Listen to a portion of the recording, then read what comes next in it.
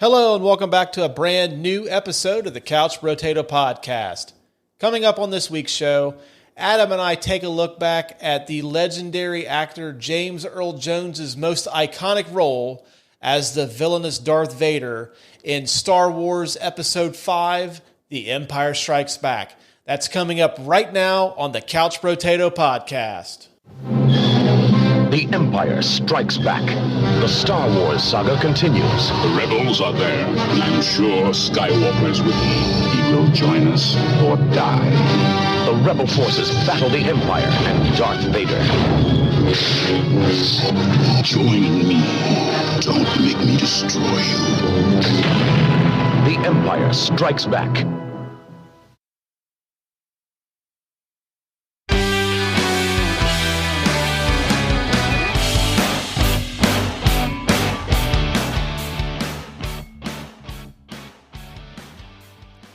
Hello and welcome back to a brand new episode of the Couch Brotato Podcast, the show where friends shoot the shit about movies. And as always, I am joined by my co-host, my partner in crime, the Chewbacca to my Han Solo. Adam, what's going on, man?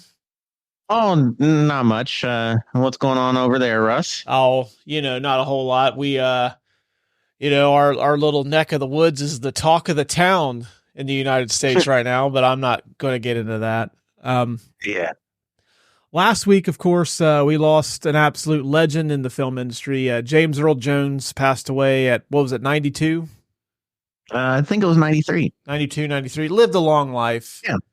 And we were texting back and forth. We decided to do, let's do a James Earl Jones movie. And I suggested The Hunt for Red October or Field of Dreams. Great movie. And you came back with The Empire Strikes Back.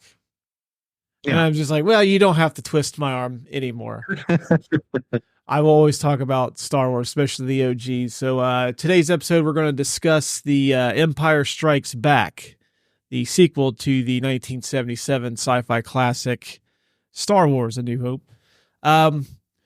Obviously, you and I were both way too young to go see this in theaters. So when was the first time you got to see Empire Strikes Back? So I remember looking at, I think it was either at my grandfather's or it was my dad's copy. I'm not sure. I know that my dad had copied all of the original trilogy from Blockbuster with a VHS. But Hey, don't judge me here. I used to do the same thing.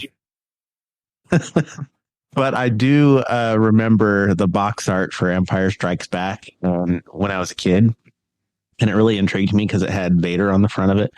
And so my dad actually introduced me to the original Star Wars trilogy on VHS, and it was, of course, the original cut before they did any of the special editions.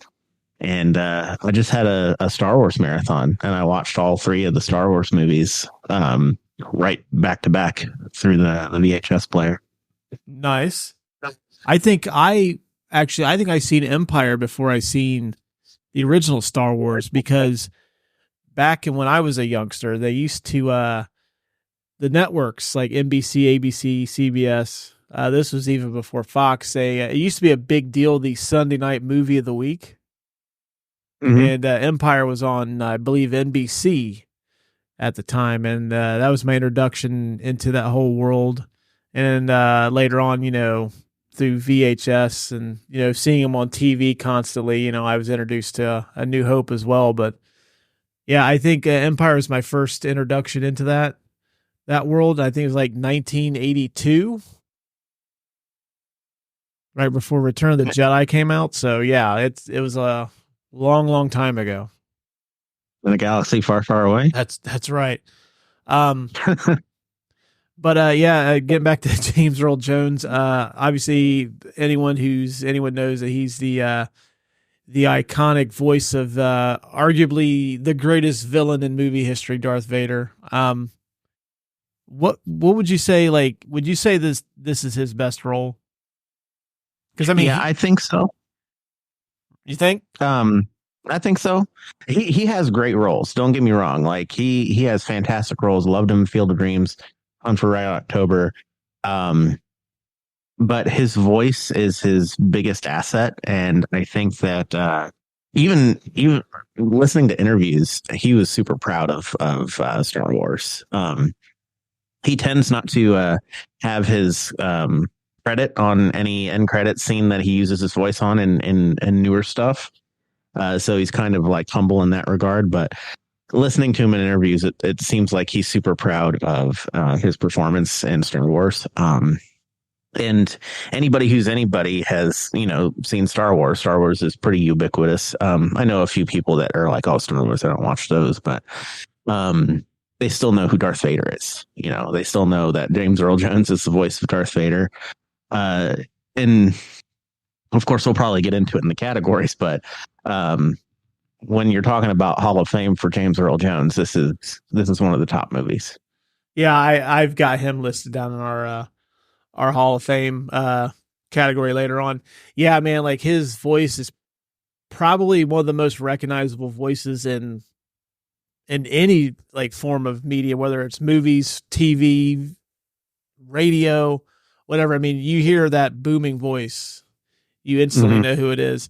As a matter of fact, as I was watching, or I was reading some of the tributes for him last week, and somebody had posted a clip of him narrating the national anthem during the All-Star game. I think it was like the MLB All-Star game. I think it was 92 or 93.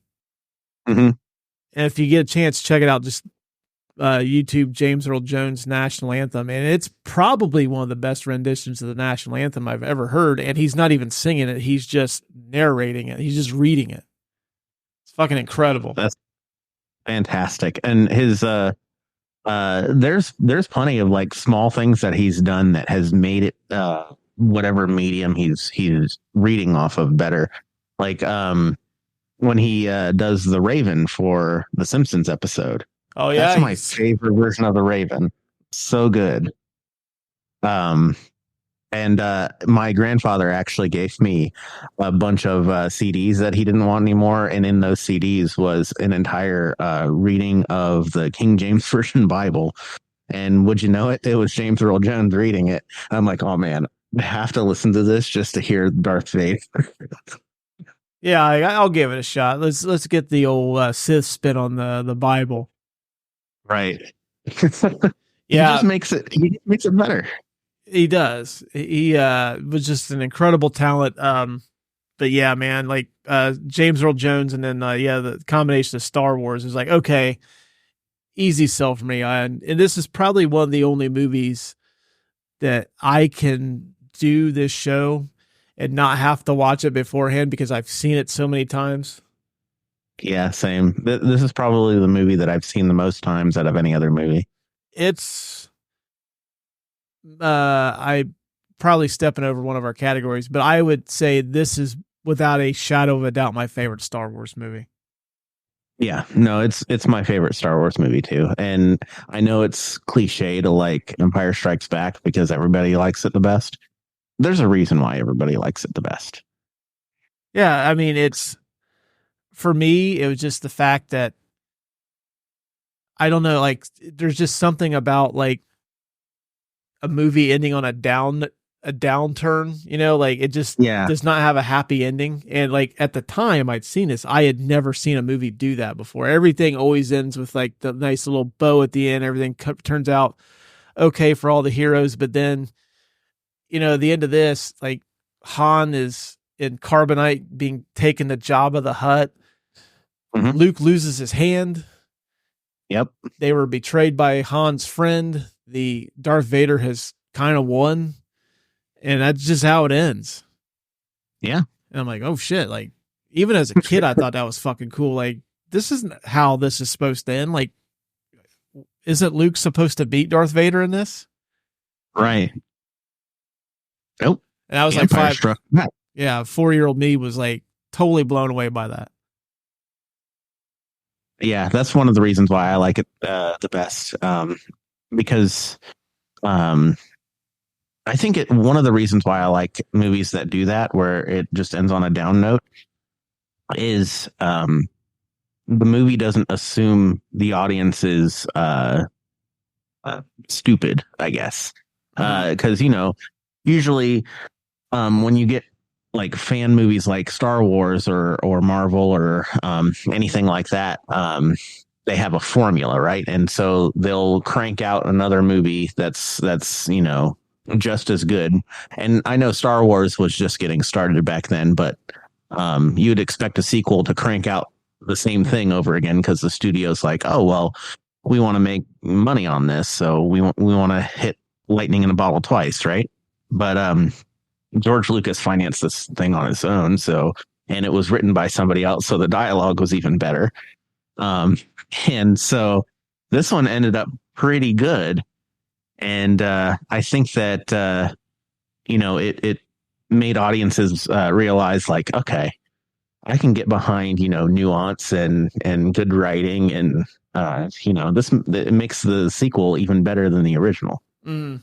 Yeah, we'll save those thoughts for a little bit down the road. But yeah, man, it was just, and I think like, I have always felt that Avengers Infinity War really borrows a lot from this particular movie. Yeah, and it does well for it, I think.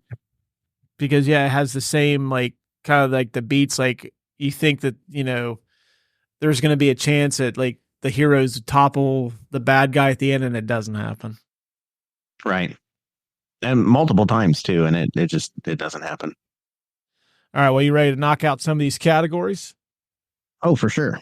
All right, Detail the Tape, Star Wars Episode 5, The Empire Strikes Back, is rated PG. It was released on May the 21st, 1980. Stars Mark Hamill, Harrison Ford, Carrie Fisher, Billy D. Williams, Anthony Daniels, Peter Mayhew, and David Prowse. This was directed by Irvin Kershner. Rotten Tomatoes score of 95% from critics, 97% from audiences. The consensus on Rotten Tomatoes is dark, sinister, but ultimately even more involving than A New Hope. The Empire Strikes Back defies viewer expectations and takes the series to heightened emotional levels. The box office was $35 million, made $549 million worldwide, which is a huge number for 1980. Won 2 Academy Awards for Best Sound and a Special Achievement Oscar for Visual Effects at the 53rd Annual Academy Awards, and you can currently watch The Empire Strikes Back on Disney+. Of course. Which I heard an interesting story regarding these movies. You would think that the Star Wars movies would be some of the most watched programming on Disney Plus, and I guess they're not. Oh, really? Yeah. Yeah, they seems like they do well on like May the 4th, but outside of that, they're kind of like middle of the road. It's all the animated classics is what people binge on Disney Plus. I could see that. Like, I mean, when you think of Disney, that's what you think of, I guess. Lucasfilm is kind of a new addition to Disney. Yeah. So. Did you know these are some interesting facts and tidbits about the making of the movie? On its release, Empire Strikes Back was met with mixed response from critics, but of course it's been considered a classic since it's been reevaluated over the last 44 years. Which I've seen, I've noticed that a lot lately. I've been seeing that like movies that are now considered classics, like at the time, like people just didn't like them, or they were kind of like, it was okay, but yeah, that makes you wonder what we've got coming down the road in 20 years, like that we thought was just okay, and then we take a look back, like that movie fucking rocked. What was my issue? Yeah, but there's nothing that I can see. I can't think of anything right now. Yeah. George Lucas decided to not have a major studio finance this movie, but instead he bankrolled $30 million of the production himself using a combination of his profits from Star Wars Episode 4, A New Hope, and a bank loan from Bank of America. Shout out to Bank of America. Making one of the best Star Wars movies. Lucas recovered his investment within the first 3 months of release, and even shared the profits with his employees, which he was even or close to or about $5 million in bonuses. Hmm. All right, George Lucas. Good on George Lucas. Yeah. Model employer. But I guess so when you think about it, though, at the end of the day, like, hey, you guys are just as responsible for this success as I am, which, that's cool of him to do, because a lot of places would have just pocketed all the profits for themselves. So, right. Reason George Lucas did not direct the sequel is, I guess during the production of A New Hope, he suffered from exhaustion and hypertension due to the stressful nature of filming this. So he and Gary Kurtz were trying to find a new director. And I guess one of the guys that they talked to was Paul Verhoeven, who you guys and gals may know as the director of RoboCop, Total Recall, Starship Troopers, Showgirls, among other things. But I guess he showed them a cut of one of his early movies. I guess it was I didn't write the name of the movie down, so forgive me for this. But I guess apparently it was kind of a cruder, dirtier version of Grease. And he screened this for Kurtz and Lucas. And then I guess, according to Verhoeven, he never heard anything back from him. Oh, okay. So then they turned to Irvin Kershner, who was George Lucas's film director or film school professor at USC. Oh. And a little bit of research too. I guess Kershner didn't even want to do this at first. Yeah. Because I guess he said that too. Yeah, because he didn't want to be responsible for making like a Star Wars movie that didn't live up to the expectations. He didn't want that on his shoulders, so he turned it down. Yeah. I think he got convinced by someone. I forget who it was. It was George Lucas. Was it George Lucas? Mm-hmm. Okay. Yeah, he told him that basically that it's just another chapter in this larger story, and he was going to give him full hey, you make the movie that you want to make. Yeah. So then he came on board for it, which all the better. Because Kershner I think did Return of the Jedi. No, he didn't do Return of the Jedi. Who was that did that? Yeah, it was somebody different. I forget who it was.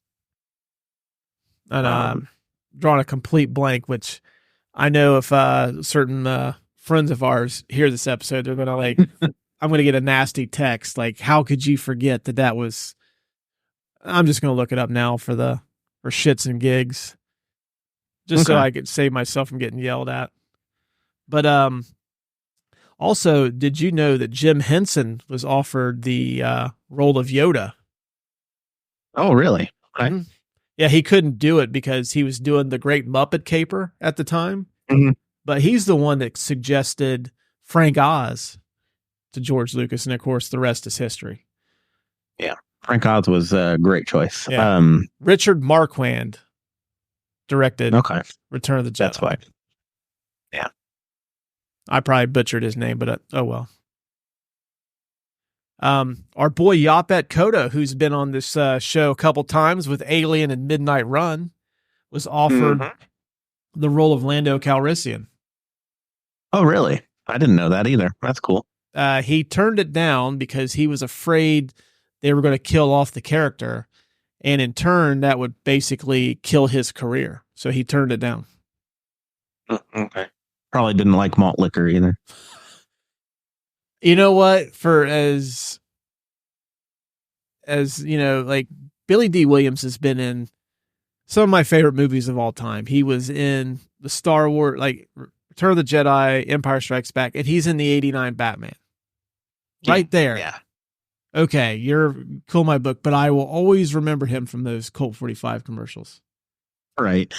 Because in those commercials, he is literally the fucking coolest dude in the entire world in those commercials. Like, yeah, he's got women like on both sides of him. He's just kind of like giving off this smooth, cool vibe, and he's drinking not very expensive beer. Right. Anyone who's ever drank malt liquor, it's cheap, but it a couple of them, it'll do the job for you. Right. But man, yeah. But I will be truthfully honest, I don't like the Lando Calrissian character simply because he betrayed Han Solo, and Han Solo's my dude in Star Wars movies. So I don't care who fucking, like James Earl Jones could have played Lando Calrissian. I still wouldn't like the character. Yeah. What do you think about him being the only character that calls him Han? I'll give him a pass because it's Billy D. Williams. Okay. Everybody else calls him Han, like Luke and Leia. Well, as it's established in the Solo movie that Lando has known Han or Han much longer than the rest of them. So maybe they're the ones that are fucking the name up and he's had it right all along. Maybe. Hopefully, this means that well, no, you already screwed up the director's name. I was going to say, maybe this means we won't screw up anybody's name since, one of the actors or one of the characters' names is screwed up, but I can't win them all. But you know what? Yaphet Kotto went on to have a great career. I mean, he did Alien right before this. He did Midnight Run much later. Yep. He did Homicide, one of the, I guess, most underappreciated shows of the 1990s. So I think he did okay. Yeah, I like Homicide. Homicide is good. Just come to streaming a couple weeks ago. You can catch it on the Cock. Oh, really? I didn't know that either. Yeah. This is a whole bunch of fun facts that I did not know. Yeah, you can go check out Homicide, Life on the Streets on Peacock, and you can listen to our thoughts on Alien and Midnight Run on Apple, Spotify, wherever you get your podcast. And first cheap plugs. Yeah, 21 minutes into the show, we're kind of slipping a little bit. We are. Did you know, I'm sure you probably did, but Han Solo played brilliantly by Harrison Ford. Ford wanted that character killed off at the end of Empire Strikes Back. Yep. But I guess they compromised in case Harrison Ford had a change of heart. That's why Han Solo is frozen in carbonite at the end of Empire Strikes Back. Right. I remember listening to the making of, and they were talking about how somebody needed to die, just because it gives gravitas to the story, and they're like, okay, well, who's going to die? And of course, Harrison Ford spoke up like, Han Solo needs to die. Well, I don't want to be in any more of these. Honestly, now if you watch 4, 5, and 6 as a whole, I can kind of see his point.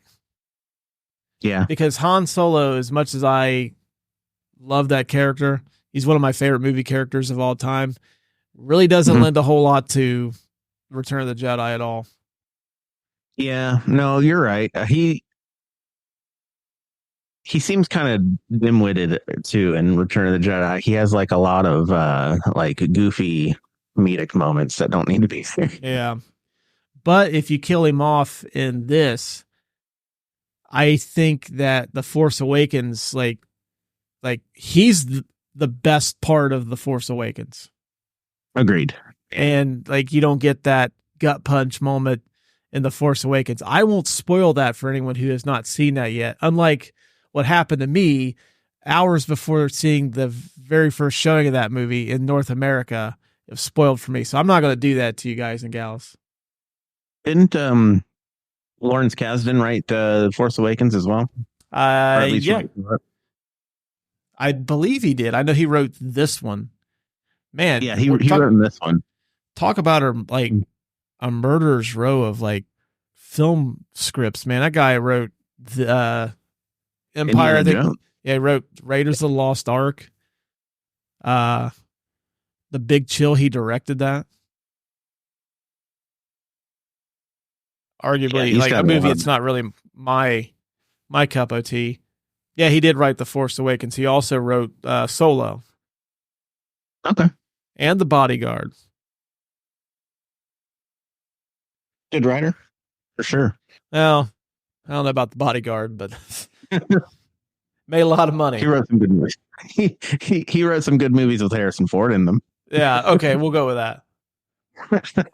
The famous line, I know, uttered by Han Solo to Princess Leia's proclamation of her love for him was improvised. And as a matter of fact, they had been working for hours to come up with something better than what was in the script during that exchange. And I guess Ford improvised, I know, on the last take of that scene, because I guess he had grown frustrated with having to keep doing the scene over and over again, and he was just going to walk off the set and just call it a day.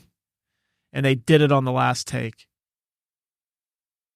Yeah, I think what was originally in the script was "I love you too," and Irvin Kershner was like, "That's not something Han Solo would say." No, no, like I didn't get a chance to see what some of the stuff was that they had done, but yeah, anything other than what he says does not fit the character at all. Right. It's literally the perfect line. That's the line that he should say. I thought about trying to do that as part of my wedding vows, but I didn't think it would fly. Yeah, it might come off like, if nobody got the reference, it might come off as kind of, standoffish. Yeah. Like, what's going on here? Nothing. Everything's cool. I'm just... the scenes on Hoth were filmed in Norway. And as a matter of fact, the blizzard sequence when Han is searching for Luke, that was actually an actual blizzard. It was not done on a soundstage or with fake snow. That's an actual blizzard in Norway. Yeah. I remember watching the behind the scenes on that, and apparently it was such a good shot with the blizzard out there that the director, Irvin Kershner, he just told Mark Hamill, like, "All right, go out there. We're going to film it." And they filmed it from the back door of the hotel they were staying at. That's awesome. See, you don't need fancy movie sets and like exotic locations. I mean, fuck, if the conditions are right, you can do it anywhere. Exactly. Last one that I have is that production was delayed on this for 3 months due to a fire at London's Elstree Stage 3 set, which was caused by Stanley Kubrick's The Shining. Oh, okay. Yeah, it destroyed the sets they were going to use for Empire Strikes Back, so they had to wait until that got taken care of before they could start filming at that studio. Man, all work and no play. Makes Luke a dull boy. Do you got anything? Yeah. So I got a few things. Every time they went onto the set for Dagobah, they had to poke all the animals to make sure that they were moving in the shot. They wanted to make Dagobah look lived in and lively, so they brought in real animals like snakes and bugs and that sort of thing. And sometimes, when reptiles get cold, they just don't move. So they had to go in and warm them up and poke them and make sure they were moving in the shot, because they spent all this money on like all these live animals, and they didn't look real. My God, they're dead. The snakes are dead. I can see them calling in Ernest Saves Christmas. He sneaks onto a set as a snake handler, and I can see them calling that particular snake handler to bring new reptiles to the set. That's great. Anytime I think of like anybody that handles like reptiles in a movie, that's my first thought is Ernest P. Worrell in Ernest Saves Christmas. Oh man, that's great. Which we should do that movie for Christmas. It's a joyful film to watch. We should. I agree. Let's do that. I'm gonna pencil that in for Christmas, because we won't remember when it comes around. I'll probably forget like 2 weeks after we put this episode out. So, hey, guys and gals, remind me. If you want to hear Ernest Saves Christmas this holiday season, shoot me an email. What is not joyful or Christmassy was the Dagobah set still. They would come into the set, and the water that they had on set would just stay stagnant for days and days. and it started to smell, and like it started to smell up the other sound stages too. And so they ended up having to like stir it every now and then. Damn. Did they film that on the London set that caught on fire? Yeah. Oh, Yeah, damn. Smells like dank ass water and like burnt wood, man. They're just not having a good year for movies. In the same set, Mark Hamill had an earpiece in so he could hear the director. It was a big sound stage, and one time he broke character while he was playing Luke Skywalker training with Yoda, because the earpiece that he had was picking up the radio, and he's like, "Hey, I can hear the Stones." Because, Luke Skywalker listens to the Rolling Stones. Well, as he should. Right, exactly. There is a scene where, the Millennium Falcon goes through an asteroid field to evade the Empire. And at the beginning of that scene, when they first show the asteroids, one of the asteroids is a potato. So look out for the potato that is in space. You can definitely see it. It's like one of those things like, fuck, we crafted all these asteroid. Just go to the grocery store quick. Anything that looks like an asteroid, go. Mr. Lucas is funding this out of his own pocket. We need to do something. Little did they know, like catering could have helped him out the entire time. Right. Just get potatoes that are a few days old. They'll all start looking gray eventually, right? Oh, yeah. There was the famous, okay, if you haven't seen this movie, it's going to get spoiled for you. It's old. Who cares? 40 years old, gang. Right. You've had ample time to see it. I'm 5 years older than this movie, so if that tells you anything, you've had plenty of time. Right. In the scene where Darth Vader says, "No, I am your father," which everybody misquotes. Everybody's like, "Oh, no, it's Luke, I am your father." No, he doesn't say that. It's, "No, I am your father." The only people that knew that were James Earl Jones, and James Earl Jones knew about an hour before he read it, and Irvin Kershner, the director. Everybody else heard what David Prowse was saying, because when they film these movies, David Prowse actually says all the lines, and then James Earl Jones dubs over them. David Prowse was saying, "No, Obi-Wan killed your father." And then, of course, Luke would go, "No, that's not true. That's impossible." And I guess Mark Hamill wasn't giving the performance that Irvin Kershner wanted, because he wasn't getting the information that he was supposed to. So he kind of didn't understand the gravitas of the scene when he was saying, "No, that's impossible." And eventually they got the last take where he's like hamming it up, and like, yeah, that's it. That's the take right there. And a lot of people that did the movie did not know the actual line until the movie came out. Well, that's probably a good thing, though. Although I think it probably would have worked better. Well, then again, I don't know. I was thinking that it may have worked better if Hamill knew, but it kind of loses its effect if he doesn't get the scene he wants like the first time. You know what I mean? Yeah. It's like, okay, it loses its heaviness if you're doing it for like the 15th time.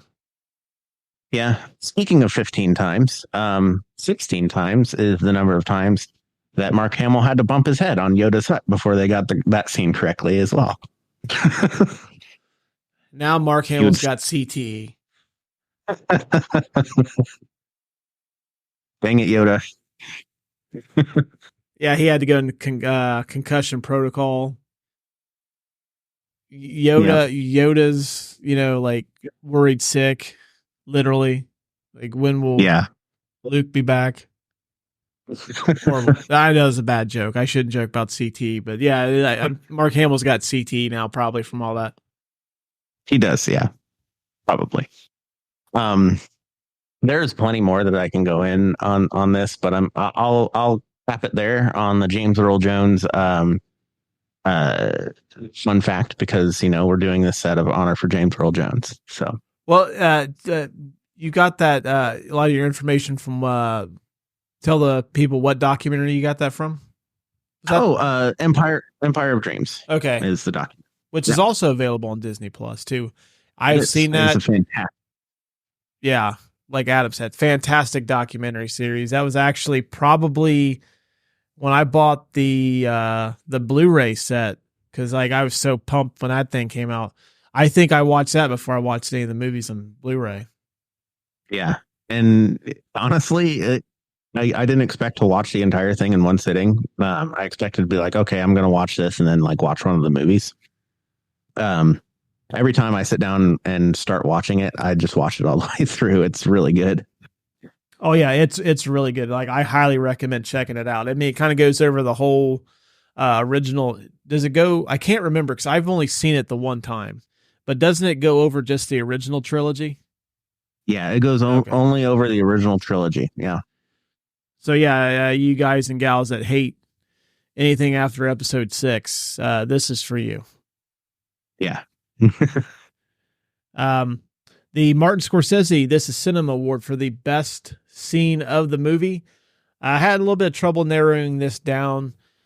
For me, I don't think this is the best scene, but this is my favorite scene in the movie. It's when Han's getting put in the carbonite, simply because like I thought this is Han's end. Like he's not coming back from this. They're going to kill him. Mm-hmm. And of course we get the cool line.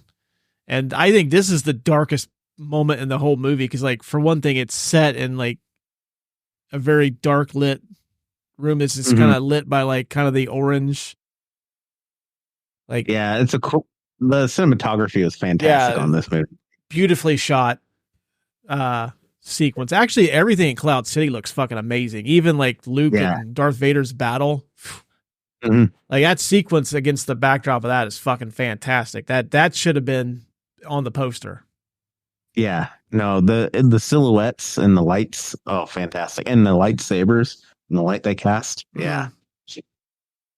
I would say that that's my favorite sequence, the whole thing from when basically you find out that Lando has betrayed like Han and Leia to the time like Han's getting lowered into the carbonite. Probably my favorite scene.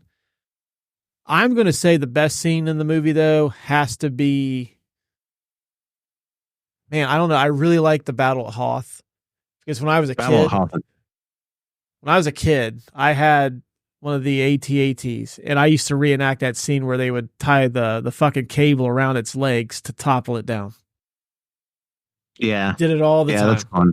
And I think I eventually broke it because I'd done it so much because I would just let it fall. Because I mean, as a kid, didn't know, and I really fucking hate myself now because that AT-AT is probably worth a fucking fortune. Along with all the other Star Wars toys I had as a kid. Yeah. But I'm going to say best scene in the movie has to be Luke and Vader's battle. Yeah. Simply because it's, I mean, like you and I said, beautifully shot. And of course you get the mindfuck plot twist, which we'll go into that later, but it's a very renowned plot twist in film history. So I'm going to go with the Luke and Darth Vader battle, but plenty of awesome sequences in this movie. What about you? Yeah. So I also had the Luke and Vader battle as well. I'm going to go into the one that I had that was different though, just because it's also probably not the best scene in the movie, but it's one of my favorite scenes, is when Luke fails to get the X-Wing out of the swamp, and then Yoda gets the X-Wing out of the swamp. Even though he's super tiny, he seems like he's like ridiculous because he's hitting R2-D2 and trying to steal food from Luke. But like he shows how powerful he is there by pulling the X-Wing out, and then Luke goes, "I don't believe it," and he's like, "That's why you fail." And it's a fantastic scene. Love that scene. And I think that's like the turnaround moment for Luke and his Jedi training. Probably not the best scene in the movie. I really like it. But all the stuff with Yoda and Dagobah is fucking awesome. Yeah. Oh yeah. This entire movie is good. Yeah. The best scene of the movie is the movie. Yeah. Yeah. We're going to sell it. The whole fucking movie's awesome. But if I had to pick one, yeah, it'd probably have to be the Vader Luke fight scene. There's small details in there that you miss if you don't like watch it closely. Like Luke actually hits Vader on the arm with his lightsaber, and Vader gets hurt. Like you don't think he would, because Luke didn't finish his training on Dagobah, and Obi-Wan and Yoda tell him not to go. It's a trap. Luke's like, I don't care if it's a trap. I'm going to go anyways. I know most of you. Oh, I know most of you guys and gals have not seen the original theatrical versions of the Star Wars original trilogy. You've probably seen the special editions, but when that happens, when Luke hits Darth Vader with said lightsaber, he goes, "Ah, you motherfucker!" And then, yep, that's in the original. Yeah,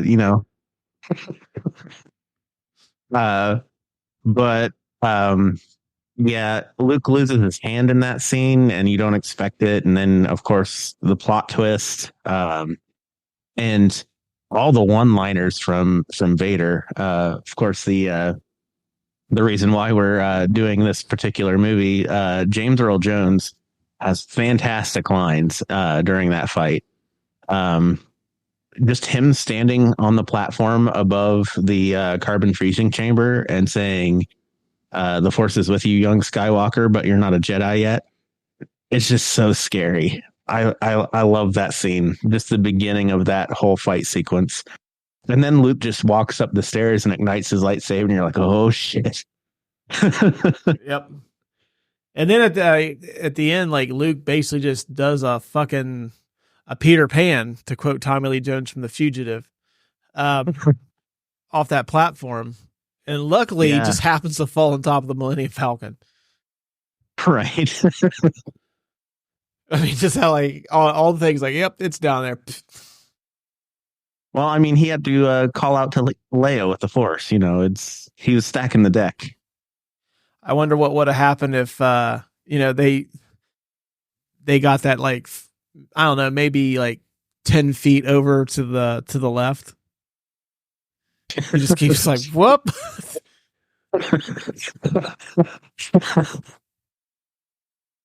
It would have been the Lance Hendrickson, like, from Hard Target, when he throws like the grenade down his pants. He just goes, oh. This is Star Wars, The Last Jedi. The Last Jedi. There ain't no more. We just killed the last one because we fucking like overshot where he needed to be. Okay, but yeah, I think we're in agreement. The scene with Luke and Darth Vader, the fight scene, probably the best scene. Yep. The Andy Dufresne Get Busy Living or Get Busy Dying award for the best or most quotable line of the movie. I think it's pretty safe to say it's the Darth Vader revealing that he's Luke's dad.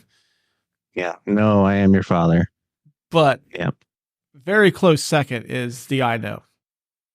Yeah, very close second. Love that line. And then who you call him scruffy looking? Oh yeah.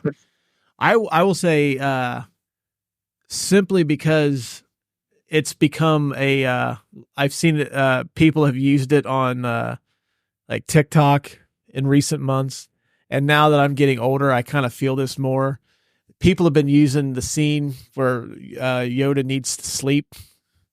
Oh yeah, rest. Because they've been using it like when you something about like when you're 43 and you've worked like an 8-hour day. It's like rest. I need that. For me, if anything, like that gets an honorable mention just so I can use that. Feel more like Yoda every day. 900 years old. Oh, dude, like, I seriously feel like Yoda every fucking day. Like I've had to drink like a soda and a half we're recording this at 9:58 right now. And I've had to drink like a soda and a half just to be able to stay awake. Yeah, no, I feel you there too. I need rest.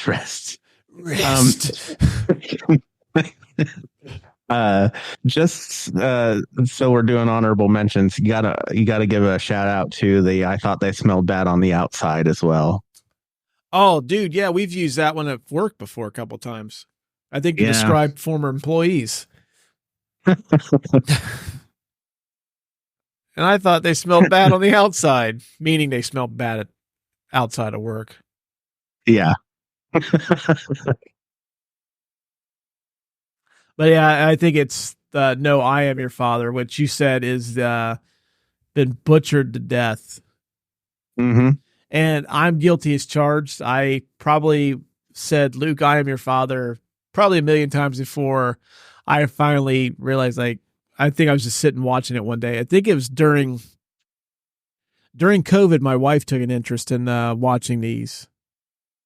So her and I sat and we would watch all of them, and we're watching Empire Strikes Back. So, I mean, I told her, like, listen, if you watch any of these, at least watch 4 and 5. Yeah. But I was watching it, and then when he drops that line, I'm like, fuck, I've been saying that wrong for 40 years. Like 30. Yeah. Jesus. I've said it wrong before too.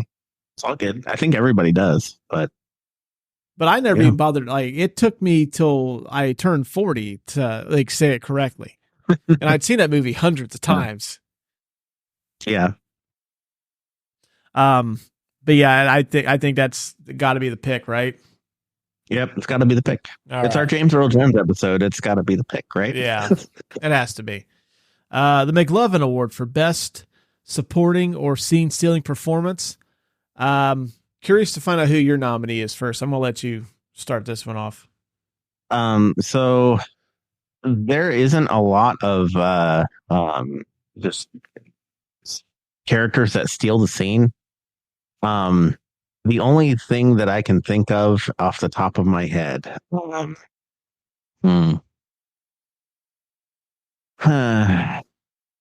honestly, like Alec Guinness would be a good contender for this because he's hardly in the movie. Yeah, he shot all his stuff in one day. He said, all right, I'm here for 5 hours. Get me the fuck out of here now. That's a horrible Alec Guinness impression. Disregard that. I'm sorry. I'm sorry I even did it. Well, yeah, Alec Guinness would probably be the only person that I would put in this. There's not a lot of other characters. There's a lot of other aliens, like Boba Fett is in this. Hey, don't get me started on Boba Fett. That'll cause a whole fucking argument. We've already went over that. I think he's cool. You guys think he fucking sucks. I do. I really do. We're not getting into it. He doesn't do anything. Don't. He stands there, looks fucking awesome. That's all he needs to do. My nominee is Frank Oz as Yoda. See, I was going to say Frank Oz, but he's in a lot of the movie. Well, George Lucas, another little fun fact for you, he campaigned for Frank Oz to get a Best Supporting Actor nomination at the Academy Awards. That is true. I did see that. And if you think about it, he's acting as a puppet, but yet he's controlling the puppet and he's doing the dialogue. That's true. So if George Lucas tried to get him a Best Supporting Actor nom, then we can probably count him. So you know what? Let's go with Yoda. Yoda is a really good character in this movie, and I think that Frank Oz deserves it. It's so yeah. Another thing is one of the fears that George Lucas had was like Yoda wouldn't work because it was a puppet, and it's really hard to make a Muppet look serious in a film like this, and he pulls it off. Oh, Yoda, one of my favorite characters in the whole series. I fucking adore that character. Yeah, Yoda is fantastic. The only other guy I could have even thought of would have been that fucking bald dude that had like the early Apple Air Maxes on his head at Cloud City. I don't remember the guy's name. Yeah, and all the Ugnaughts that tried to scrap C-3PO that Chewbacca was fighting. Yeah. Could also maybe considered Billy D. Williams because he's not in it enough. However, like I've mentioned in this episode, I hate Lando Calrissian because he betrayed Han Solo. Anything he does in Return of the Jedi does not make up for it. Right. And like I said, that could have been anybody playing. That could have been Tom Hanks playing fucking Lando Calrissian, and I'd still hate him. I love Billy D, the actor, just don't like Lando Calrissian for that reason. I can see that, yeah, but didn't Lando was the one that fired the proton torpedoes that blew up the second Death Star, right? It doesn't matter. He fucking betrayed Han Solo. Like, dude, come on. Like, that's being a fuck. I know he's just as Weasley. Well, not Weasley, but he's a scoundrel just like Han Solo. But come on, man. Yeah. Like, that's like, it's one thing to like fucking con him out of some money, but it's another thing completely to get the most evil person in the entire universe. Like, tell it, oh yeah, by the way, my buddy and his gang are here. And I bet if you send out some kind of signal, or the dude you're looking for is going to be here. And that's probably exactly how that conversation went. I think that's a deleted scene. It was verbatim what I just said. This deal is getting worse all the time. Yeah, old dude that you're looking for is going to be coming here looking for his friends. The main difference between Han Solo and Lando Calrissian is Han Solo got his money, his reward money, and he came back. He did. That's what makes him cool. Yeah. Yep. Han Solo and Chewbacca are the best characters in Star Wars. I'll fight people to the bitter end on that one. Darth Vader's a really cool character, though. He is. But yeah, I'm going with Frank Oz as Yoda simply because like that character, if like you said, didn't think it was going to work, Frank Oz made it work. Yeah, I'm good with giving it to Frank Oz. The IMDb Drug Dealer #2 award for the actor/actress you've seen in a movie but don't know their name. I'm nominating, I did not know this until I was researching, John Ratzenberger's in this for like a hot second. Is he really? Yeah. Who is he? He's credited as Major Derlin. He's the one that tells Leia that she needs to shut the bay doors or the shield doors, the Echo base. You know, you're right. Perfect person, because I'm like seeing it now. For those of you that do not know, John Ratzenberger is probably best known for people of my age as mailman Cliff Clavin on the 80s sitcom Cheers. That's what I know him from. Yeah, you know, I speaking of Cheers, I'm afraid it's going to be one of those shows that like it's an iconic 80s sitcom, but I have a feeling it's going to be kind of forgotten as we get older. Yeah, it's one of those ones that's just it's a relic of the 80s. Yeah. Most people now will know him as he's pretty much in every Disney Pixar movie that they put out. He has a voice of some kind. Mm-hmm. What would he be best? He's the pig in Ham. Ham in Toy Story. That's probably where you would know the voice. Mm-hmm. He's the truck in Cars. He's one of the like fat baby people in Wall-E that meets another fat baby woman and like gets married, I guess. Yeah, I was looking it up and I just seen like John Ratzenberger. I'm like, wait a minute, no way. So then I hopped on old Disney Plus and I fast forwarded to around that part. And like, yeah, sure enough, like he's like, you snap your fingers and he's like completely out of the scene. Wow. Yep. No, he definitely fits the bill. And I think since I don't have a nominee for this category, I couldn't come up with one. That's a perfect one. Well, the only other person I can think of was Julian Glover. He's an Imperial officer. He plays Walter Donovan in Raiders of Indiana Jones and the Last Crusade. But we've already used him in that for the Raiders episode. Right. So can't use it twice. Agree. Oh, all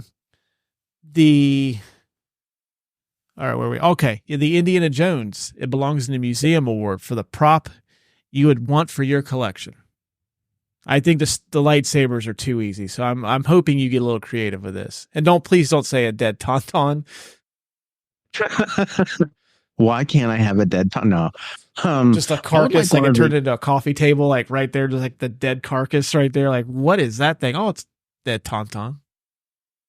I wouldn't mind having one of the miniatures, like the AT-ATs or something like that, like in That front of would the be Hoff cool. base. Yeah. I'm probably going to cheat a little bit, but I think I could get it into the living room. Han frozen in carbonite on my back wall. That would be fucking awesome to have. And I think I can make it fit. Isn't that what Jabba the Hutt says to everyone at his party when he hangs it on the wall? He says it belongs in a museum. I think he does, yeah.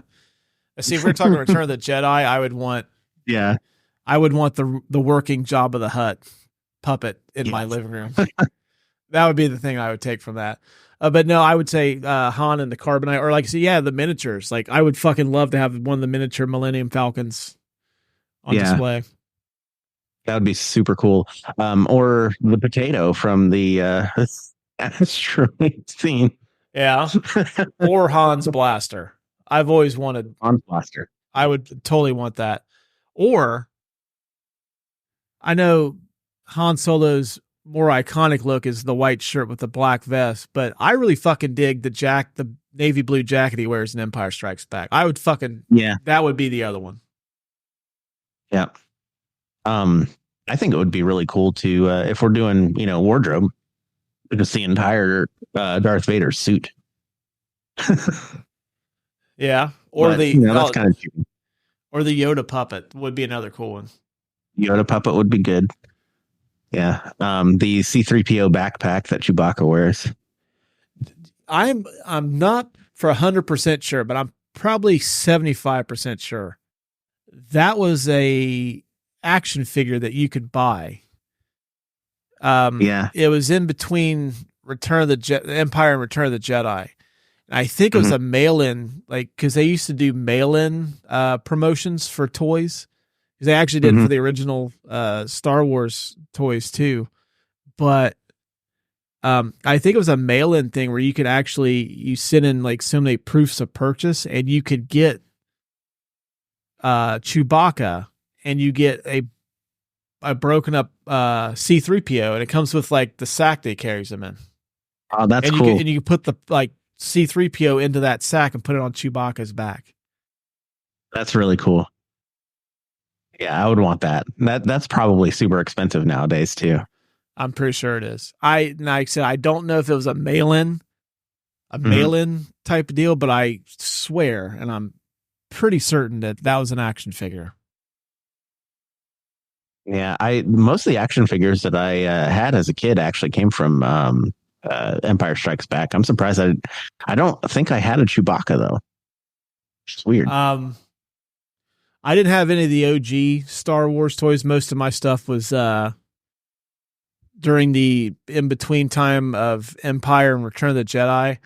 But I had 3 different Chewbacca figures, and when Return of the Jedi come out, you could buy the Ewok Village. And I got that. And I remember it was time for me to come inside, and I grabbed all my stuff, and I lost my Chewbacca. And then about 3 or 4 days later, my grandfather was mowing the grass, and he heard something hit the lawnmower, and he stopped the lawnmower, and lo and behold, it was the Chewbacca I lost. Did the Chewbacca survive the lawnmower? Yeah, he looked like C-3PO in Empire Strikes Back. But my grandpa, I loved him, but not the nicest man in the world at times. But I remember as soon as he got done cutting the grass, he drove me to a Meijer, which was super close to his house, and he bought me a Chewbacca. Oh, nice. Okay. Because he thought it was his fault. Well, see, that's good though. You got your Chewbacca. Yeah. All right, but you got to pick one prop. I'm going with Han Solo's navy blue jacket. Okay, I'm gonna go with the AT-AT miniatures in front of the base at Hoth. Okay, both excellent choices. Because I think those are a little bit more attainable too than like a Yoda puppet. I mean, like I don't make that kind of scratch. Right. If more people listen to our show, we could. And that's where you guys and gals come in. Tell your friends, tell a neighbor, listen to the show. So Adam and I could buy ridiculous shit like a fucking Yoda puppet from Empire Strikes Back. Something we don't need, but we have to have it. If we have too many movie props that we buy with all the ridiculous amounts of money that we're getting, then we can do giveaways on this show, and we'll give away ridiculous props. Who would not want I don't know, what's one of the things we picked? Who wouldn't want a Captain America's shield from Avengers Endgame? Right. Who? Or like the bear that falls on the villain in Roadhouse. Like, who wouldn't want that taxidermied bear? Yeah.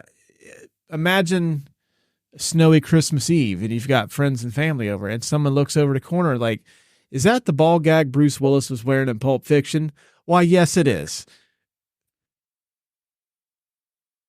See, and we can make stuff like that happen if you listen to the show. Exactly.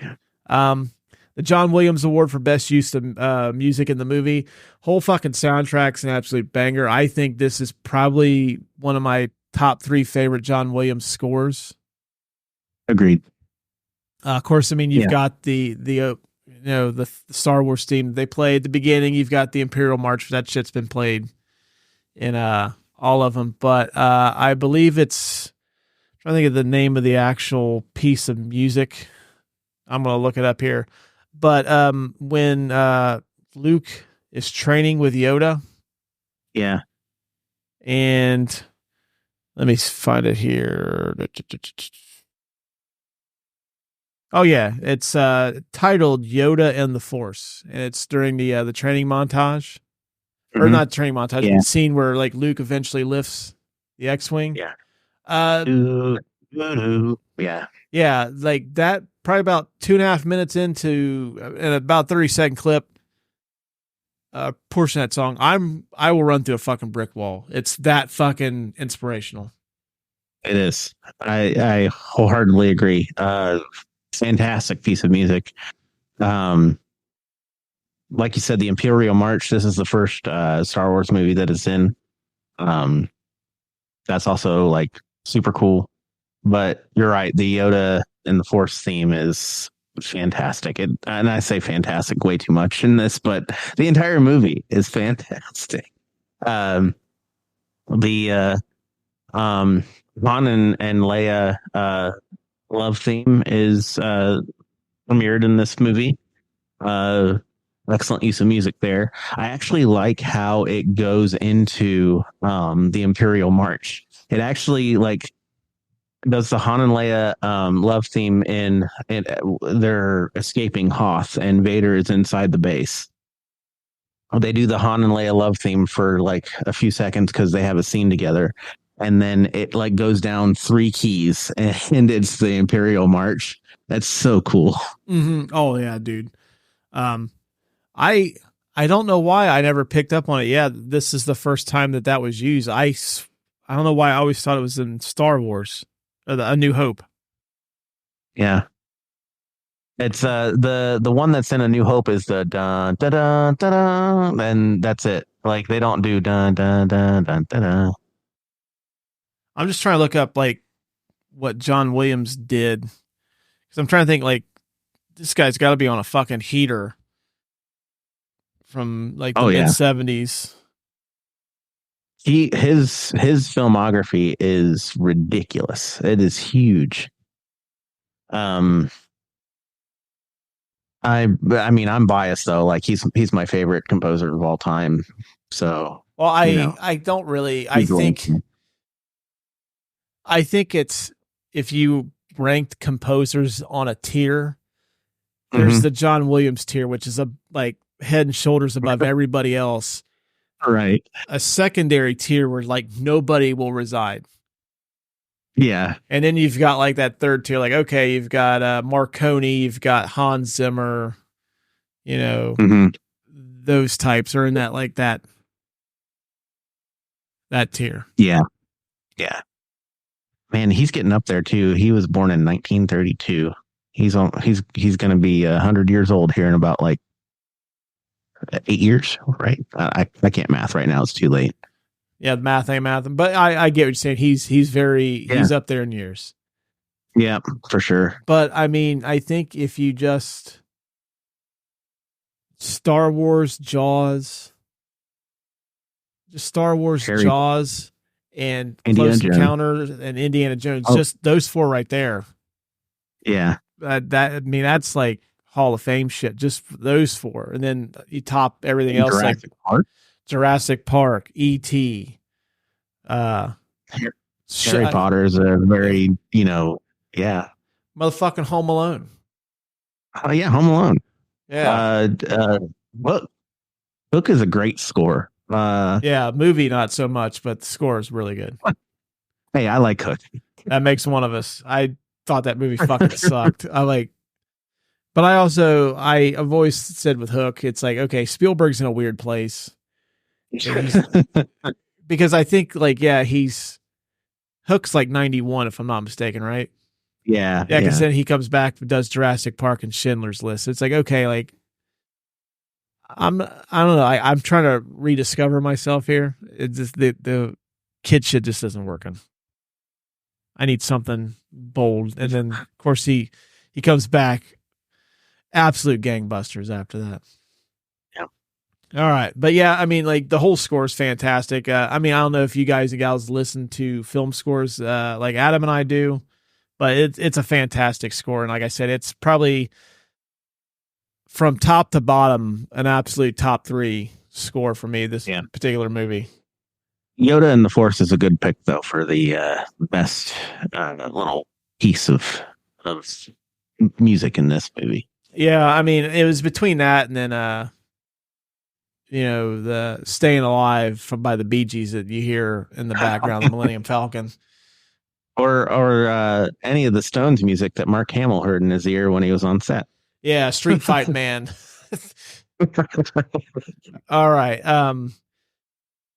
We're going to skip the nitpick award unless you want to consider Mark Hamill's performance at the end when he's upset that he finds out Darth Vader's his dad.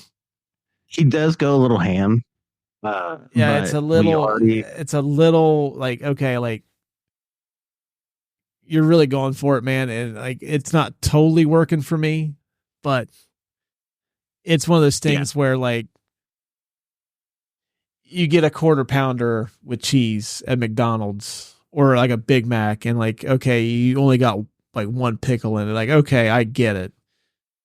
Not quite the same, but still a fucking good hamburger. You know what I mean? For what it is. Exactly. So.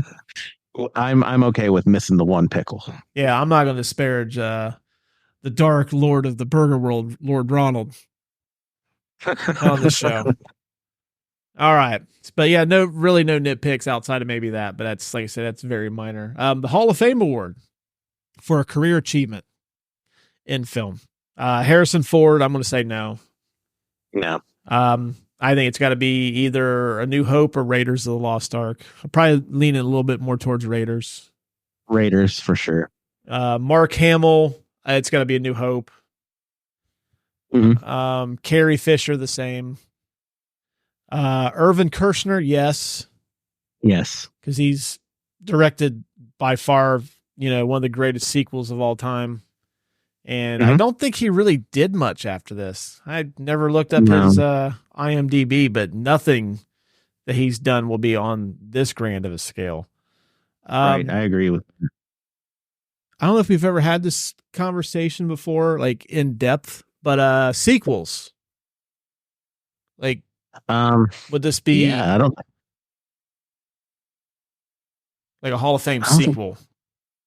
Yeah, I don't think we've ever like talked about sequels that outdo the originals. Star Wars, usually I'll like the original movie better on pretty much any movie franchise. Like Jurassic Park. Obviously, the first one's the best one, right? Oh, yeah, no contest. Oceans, which we just did our heist movie podcast last time. You can listen to it wherever you get your podcasts. I like it. Oceans. First one's the best one. This is one of those movie franchises where Empire is the best one, and I don't say that lightly because A New Hope is great. They are really, really close in my top 10 movies of all time. But I think that this, like the Godfather trilogy, trying to think of other ones that Star Trek, this Wrath of Khan is the best out of all of those. That's the best Star Trek movie, period. Right. It's really hard to have a sequel that outdoes the original, and this does it by far. And it was one of the first ones that did it too. So definitely in the Hall of Fame for sequels that outdid the original sequel movies. Yeah, I think for me, the Mount Rushmore would have to be Empire Strikes Back is better than A New Hope. Godfather 2 is better than Godfather 1. Terminator 2, I think, is better than Terminator 1. Oh, yeah. That's another good one. Mm-hmm. 4 would be tough. I know a lot of people would say Aliens is better than Alien, but I'm not in that camp. They're both very, very, very good films, but I prefer the original slightly. Probably Agreed. Just for a little bit of bias on my account, I would say The Dark Knight's better than Batman Begins. Okay. I'm sure I'm probably missing something. A lot of people like Two Towers better than Fellowship of the Ring, but I'm like that. I prefer Two Towers is my favorite one of that series, but I don't know if, but that one's like all three of those films are amazing, and like it's not like so cut and dry that like you would pick one over the other. I'm just looking at the list here. Godfather 1 and 2. Okay. There's a few, but like I said, Star Wars was the leader of the pack there when it comes down to it, like the kind of the first one of the sequels that was better than the original. Oh shit. Like I'm just looking up a list here real quick just to refresh my memory. As much as I love Batman, I'm going to take it off and I'm going to put the good, the bad, and the ugly. Oh, okay. That's actually the third movie in that series. Yeah. But sequels that are better than the originals. Yeah. Star Wars movies. I'd say yes. This is by far the best Star Wars movie that's been made. Yes, agreed. Fight us. Plot twist.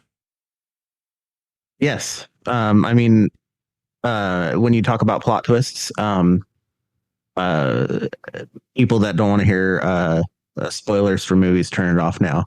But like, Bruce Willis being dead, Vader's the father, this one ranks top. What are the plot twists? Like there's a lot in M. Night Shyamalan movies, but we're not going to count those. But this one Usual Suspects, 7. Usual Suspect, yeah, has a great one too. Yeah. Vader is Kaiser Soze. Yeah, that's the reveal. Like it's in The Usual Suspects, you find out Kaiser Soze is fucking Anakin Skywalker. Blows your fucking mind. I know we said we weren't going to spoil that last week, but there you go. Kaiser Soze is Anakin Skywalker. Not just the men, but the women and the children too. They're animals. I'll tell you another good one is the fucking ending of Planet of the Apes with the fucking Statue of Liberty. That one's fucking awesome. I'm just going through a list here too. I should have come more prepared for this, but when it's fucking 10:30 at night, you're just like, yeah, that's what the internet's for. Right. And then the last one I got is movies ending on a down note. Yes, this is top tier. Like you said before, Infinity War kind of borrows from this movie. Otherwise, it would be top tier as well. Infinity War just kind of missed the boat due to the fact that Star Wars did it first. Yeah, this one's probably the one that I would pick for this Hall of Fame. Yeah, I mean, I'm not talking about like sad endings, like I don't know, like fucking Requiem for a Dream type sad endings where like, I mean, the whole movie's a fucking sad movie. There's no like, it's not going to perk up at the end. We're just talking about like a movie that like just ends on a bummer, like, but there's more to come. Right. Like, the bad guys win, the good guys lose, and it's not expected. Right. Yeah. Yeah. We're not talking about like people that just can't shake a fucking pill addiction or anything like that. So, all right. Last one's the Finding Forrester. You're the Man Now Dog Award for the life lesson taken from this movie. Don't fall for the trap. Yeah, that's a good one because that's a recurring theme in the original trilogies. It's traps. Yeah, and people warning you about said traps and whether you choose to ignore that warning or not. Yep. Yoda tried to tell him, and so did Obi-Wan, and he's like, "Yeah, well, I got to save my friends." I will also say, just because, once again, I'm going to reiterate, I'm not a fan of the Lando Calrissian character because of what he did. But if you've got despicable friends, don't count on them in your greatest time of need because they're probably going to fuck you over. Right. If they've done anything shady in their past, odds are they're going to screw you over. Now, I'm pretty sure that Darth Vader probably like strong armed him too. I'm willing to bet that like it wasn't like, hey, I need your help. Like, okay, man, you got to do what you need. Right. But also, good life lesson to take from this movie is make sure that you keep your arms and legs away from hot, searing plasma crystal energy because you might lose your arm. Yeah, because I mean, those things are. I think it's a problem in America today is people don't know how to use lightsabers safely and properly. Yeah, exactly. And yeah, just be careful when you're around those things. I actually read something not too long ago. I'm gonna get off on a tangent here a second. I read that when lightsabers drop, they automatically turn off, and that's why you see them turn off when they drop. But there are some really strong Force users like Darth Vader that have used a saber throw before, or Yoda. Yoda's thrown a saber at like the clone trooper and like crawled up him and pulled it out of him. That can keep the button pressed while they throw it with the Force, so that it doesn't turn off while it's being thrown. That's a fucking baller move. It is. Yeah, the fact you're that good, you could just do that. Just man. Yeah. Why can't Jedis be real? Like that'd be something like if they were real, that was a real thing. I probably would have done that at post high school. Like, hey man, what have you been up to? Like you go to your high school reunion, like what are you up to? Oh, I'm fucking Jedi, man. I joined a cult. I wear robes now, and I go around trying to move stuff with my mind. As a matter of fact, I'm gonna grab myself a punch from the punch bowl right now. Watch this. It's just like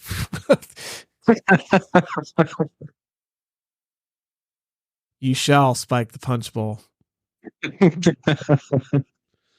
All right. Well, that's going to wrap it up for this episode, boys and girls. It was fun reminiscing about one of the greatest. I'd say probably one of the 50 greatest movies of all time. That might not be that hot of a take, but I will put that out there. This is probably one of the 50 best movies ever made.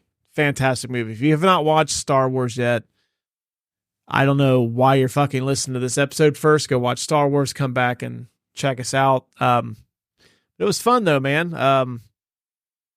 Sad that we needed to talk about this after the death of one of its big stars, but yeah. But I don't think there's any better tribute to somebody that had scene-stealing performances and iconic voice. It's a good tribute to the man and his iconic role.